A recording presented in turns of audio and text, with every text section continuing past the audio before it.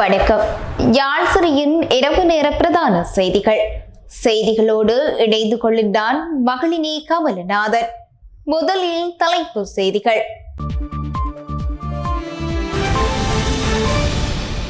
தந்தை செல்வாவின் சிலையை உடைத்தெறிந்த நபர் மன்னார் நகரில் அதிகாலையில் நடந்த செயல். செம்மணியில் நூற்றுக்கணக்கான மக்களோடு நடந்த போராட்டம், அடித்து விரட்டப்பட்ட அரசியல் தலைவர்கள். பகிடிவதையில் ஈடுபட்ட பொறியியல் பீடத்தைச் சேர்ந்த 22 மாணவர்களுக்கு எதிராக எடுக்கப்பட்ட அதிரடி. இந்தியாவுடன் பேச்சுவார்த்தை நடத்த நாங்கள் தயார், பாகிஸ்தான் பிரதமர் தெரிவிப்பு. கடும் நெருக்கடிக்கு மத்தியில் யாழ்ப்பாணம் வந்திறங்கிய ஐநா மனித உரிமைகள் ஆணையாளர். தொடர்பான விரிவான செய்திகள். யாழ்ப்பாணம் செம்மணி மனித புதைக்குழியில் இடம்பெற்று வரும் அநியாதீப போராட்டத்தில் அரசியல் தலைவர்களின் வருகையால் பெரும் பதற்றம் ஏற்பட்டது.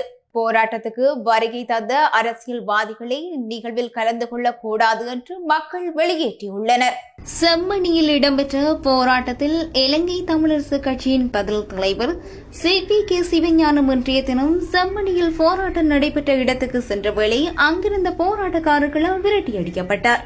இது குறித்து மேலும் தெரிய வருகையில், குறித்த போராட்டம் நடைபெற்ற இடத்துக்கு இலங்கை தமிழரசு கட்சியின் பதில் தலைவர் CPK சிவஞானம் சென்ற வேளை அங்கு போராட்டத்தில் ஈடுபட்ட போராட்டக்காரர்கள் அவரை கூச்சலிட்டு அந்த பகுதியில் இருந்து அவரை விரட்டியடித்தனர். இதனால் அங்கு பதற்றமான நிலை ஏற்பட்டது. உள்நாட்டு போர்க்காலங்களில் இலங்கை அரசாங்கத்துடன் இணைந்து தமிழின அழிப்புக்கு துணை போன EPDP போன்ற கட்சிகளுடன் சேர்ந்து கொண்டமைக்கு எதிர்ப்பு தெரிவித்து மக்களால் அவர் விரட்டியடிக்கப்பட்டுள்ளார். அதேபோல் போராட்டத்துக்கு அரசியல் சாயம் பூச வேண்டாம் என்று கூறி கடத்தொழில் அமைச்சர் ராமலிங்கம், சந்திரசேகர், நாடாளுமன்ற உறுப்பினர் ரஜீவன், ஜெயச்சந்திரமூர்த்தி, யாழ் மாநகர சபை உறுப்பினர் கபிலன் மற்றும் நாடாளுமன்ற உறுப்பினர் சாணக்கியன் உள்ளிட்ட ஏனைய அரசியல்வாதிகளையும் போராட்டக்காரர்கள் அப்புறப்படுத்தினர். செம்மணியில் தமிழ் மக்களின் எதிர்ப்பு போராட்டம் இடம்பெற்று வரும் நிலையில் ஐக்கிய நாடுகள் சபையின் மனித உரிமை ஆணையாளர் நாயகம் வருகை தந்துள்ளார். இலங்கையின் நிலவரங்கள் தொடர்பாக கண்காணிப்புகளை மேற்கொள்ள வந்த ஐக்கிய நாடுகள் மனித உரிமைகள் ஆணையாளர் வோல்கர் டர்க் இன்று மாலை யாழ்ப்பாணத்தை வந்தடைந்த பின் செம்மணியில் இடம்பெறும் போராட்ட இடத்திற்கு சென்றுள்ளார். ஸ்ரீலங்கா விமானப்படையின் உலங்கு வானூர்தி மூலம் யாழ்ப்பாணத்தை வந்திறங்கினார். அதனைத் தொடர்ந்து நல்லூர் கோவில் வீதியில் உள்ள ஐக்கிய நாடுகள் அலுவலகத்தில் சிவில் சமூக பிரதிநிதிகளுடன் சந்திப்பில் ஈடுபட்டுள்ளதாக தெரிவிக்கப்படுகின்றது. அண்மையில் கண்டுபிடிக்கப்பட்ட மனித புதைகுழியான செம்மணி மனித புதைகுழிக்கு நீதி கேட்டு போராட்டங்கள் நடைபெறும் நிலையில் உயர்ஸ்தானிகரின் இந்த விடயத்தின் மூலம் சர்வதேச விசாரணைகளை கூறி நீக்கும் தமிழ் மக்கள் மத்தியில் புது நம்பிக்கை பிறந்துள்ளது. மன்னார் நகர மத்தியில் மாவட்ட செயலகத்துக்கு முன் அமைக்கப்பட்டிருந்த தந்தை செல்வாவின் சிலை என்று புதன்கிழமை அதிகாலை இனம் தெரியாத நபர்களினால் உடைக்கப்பட்டுள்ளது. இதனையடுத்து சம்பவ இடத்துக்கு விரைந்த போலீசார் சம்பவம் குறித்த விசாரணைகளை ஆரம்பித்துள்ளனர். சம்பவம் தொடர்பில் சந்தேக நபர் ஒருவர் கைது செய்யப்பட்டுள்ளதுடன் மேலதிக விசாரணைகளை மன்னார் போலீசார் முன்னெடுத்துள்ளனர். தந்தை செல்வாவின் உருவ சிலையில் காணப்பட்ட அவரது தலை முழுமையாக அகற்றப்பட்ட நிலையில் அவரது சிலைக்கு அருகில் இருந்து தலைப்பாகம் மீட்கப்பட்டுள்ளது. சம்பவத்தை அறிந்து முன்னாள் நாடாளுமன்ற உறுப்பினர் சார்ல்ஸ் நிர்மலநாதன், இலங்கை தமிழரசு கட்சியின் முக்கியஸ்தர்கள், உள்ளூராட்சி மன்ற உறுப்பினர்கள், மன்னார் நகர சபையின் முன்னாள் தவிசாளர் ஞானப்பிரகாசம் ஆண்டனி டேவின்சன் ஆகியோர் சம்பவ இடத்தை பார்வையிட்டுள்ளனர். மன்னார் பிரதேச சபையின் தவிசாளர் மற்றும் பிரதி தவிசாளர் தெரிவு நேற்றைய தினம் இடம்பெற்றுள்ளது. ஒழுவில் பல்கலைக்கழக பொறியியல் பீடத்தை சேர்ந்த 22 மாணவர்கள் பகிடிவது சம்பவத்தில் ஈடுபட்டதால் இடைநீக்கம் செய்யப்பட்டுள்ளனர். இந்த தகவலை பல்கலைக்கழக நிர்வாகம் உறுதிப்படுத்தியுள்ளது. ஒழுவில் பல்கலைக்கழக பொறியியல் பீடத்தின் 2ஆம் ஆண்டு மாணவர்கள் குழுவொன்று 1ஆம் ஆண்டு மாணவர்களை பகிடிவது செய்த சம்பவத்தில் 22 மாணவர்களும் இடைநீக்கம் செய்யப்பட்டுள்ளனர். இந்த சம்பவம் குறித்து முழுமையான விசாரணை நடத்துவதற்காக பல்கலைக்கழக பேராசிரியர்களை கொண்ட சிறப்பு குழு ஒன்று நியமிக்கப்பட்டுள்ளது. விசாரணையின் அடிப்படையில் கடுமையான ஒழுக்க நடவடிக்கைகள் எடுக்கப்படும் என பல்கலைக்கழக அதிகாரிகள் தெரிவித்துள்ளனர்.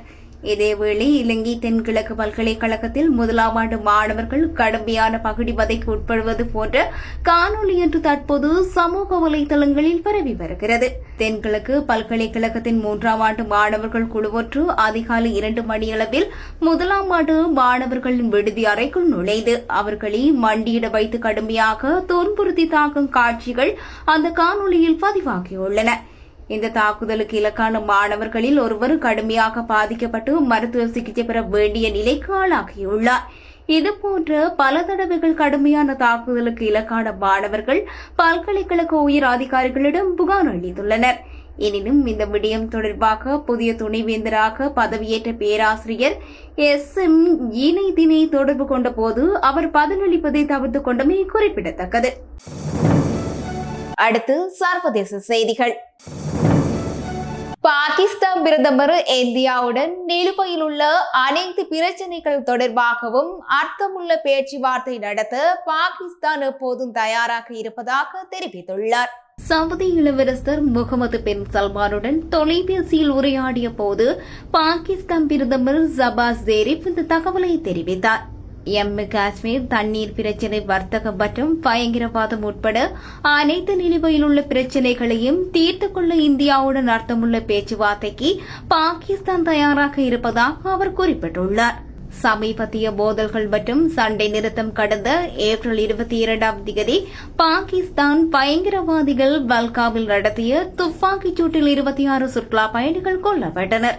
இதற்கு பதிலடி கொடுக்கும் வகையில் பாகிஸ்தான் மற்றும் பாகிஸ்தான் ஆக்கிரமிப்பு காஷ்மீரில் உள்ள பயங்கரவாத முகாம்கள் மீது இந்தியா 7ஆம் தேதி அதிகாலை ஆபரேஷன் சிந்தூர் என்ற பெயரில் தாக்குதல் நடத்தியது. இதில் 100க்கும் மேற்பட்ட பயங்கரவாதிகள் சுட்டுக் கொல்லப்பட்டனர். இதனைத் தொடர்ந்து இந்தியா பாகிஸ்தான் இடையே போர் ஏற்படும் சூழல் உருவானது. எனினும் மே 10ஆம் தேதி 2 நாடுகளும் சண்டை நிறுத்தத்துக்கு ஒப்புக்கொண்டன. இதனால் தாக்குதல் நிறுத்தப்பட்டது. சண்டை நிறுத்தம் ஏற்பட்ட போதிலும் சிந்து நதி நீர் சஸ்பெண்ட் போன்ற விவகாரங்கள் தொடரும் என்று இந்தியா திட்டவட்டமாக தெரிவித்துள்ளது. இத்துடன் யாழ்சரியின் இரவு நேர பிரதான செய்திகள் நிறைவடைகின்றது. உடனுக்குடன் செய்திகளை அறிந்து கொள்ள யாழ்சரி மீடியா இணையதளத்துக்கு பிரவேசியுங்கள். வணக்கம்.